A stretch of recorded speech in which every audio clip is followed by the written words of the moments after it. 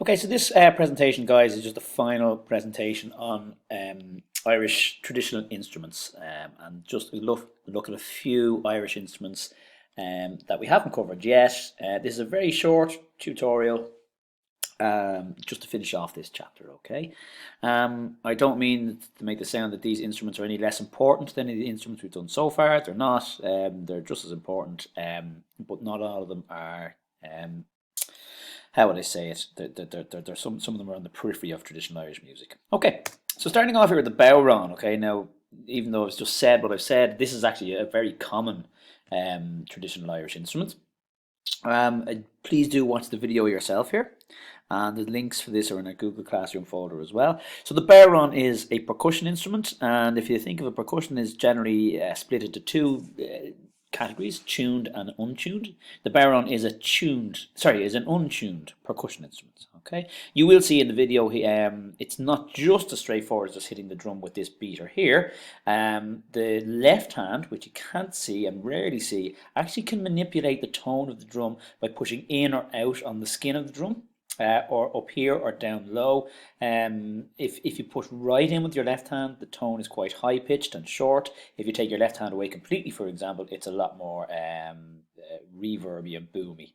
And you can also, you'll hear him doing this in the tutorial or in the demonstration here. You can also hit the rim of the drum with the beater just to give a harsher kind of sound, just to emphasize certain beats. Quite often beats 2 and 4. Okay, I'm not going to play the video here, but again, it's an Irish percussion instrument.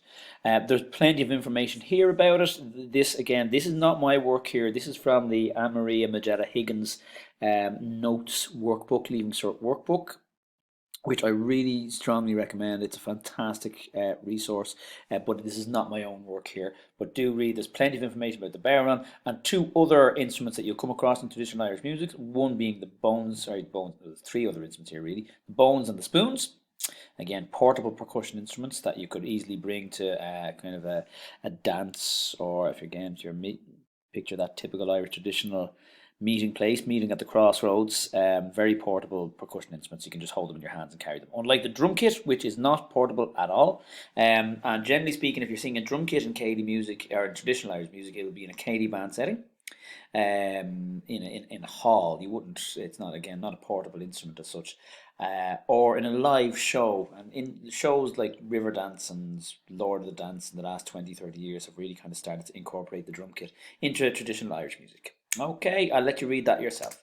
The bouzouki, a personal favourite of mine. The bouzouki is a non-traditional instrument. It's a Greek instrument, introduced in the mid-50s by Johnny Moynihan, made popular by Donal Lunny. Do look up Donal Lunny here. There's loads of him. He has been a real pioneer of traditional Irish music. He's a left-handed bouzouki player.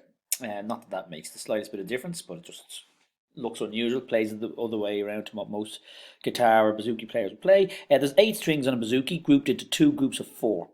Sorry, 4 groups of 2 strings. I beg your pardon. So there are 2 strings 4 times, or 4 groups of 2 strings on the bouzouki. Can play either chords or melody. So it's quite versatile like that. And then a kind of a smaller version of the bouzouki, if you like, the mandolin. Again, it's not a traditional Irish instrument. It dates back to the 16th century in Europe. The American version did not appear until the late 19th century. Tuned to a G, D, A, and E, which is the same as the fiddle. And Andy Irvine would be a very famous mandolin player. Okay, we looked at this in class as well. I showed you a real mandolin. Mandolin quite often plays the melody. It's not as easy to play chords on the mandolin, just purely because of the size of it. You're kind of restricted unless you have very small hands. But yeah, normally it plays the melody, as you see in this video here. So watch that tutorial. And then finally, the piano. Again, obviously not a portable instrument, so historically not featured in traditional Irish music. But more and more, as kind of Irish music fuses with modern music and orchestral music and jazz music, the piano has become a lot more prominent. Micheál O'Sullivan here would have been one of the big exponents of the piano being used in traditional Irish music. Passed away a couple of years ago there, and here you'll see him playing with the RTE Concert Orchestra, David Brophy conducting, Ken Edge playing soprano sax, and Micheál O'Sullivan himself playing piano. And you'll see the bones being used there as well as a percussion instrument very effectively. Guys, that's it. I'm going to let you watch that yourself. This is a very short tutorial. There you go, a few of the remaining instruments, and that's it for traditional Irish instruments. Okay, any questions, email me or let me know. Okay, thanks guys.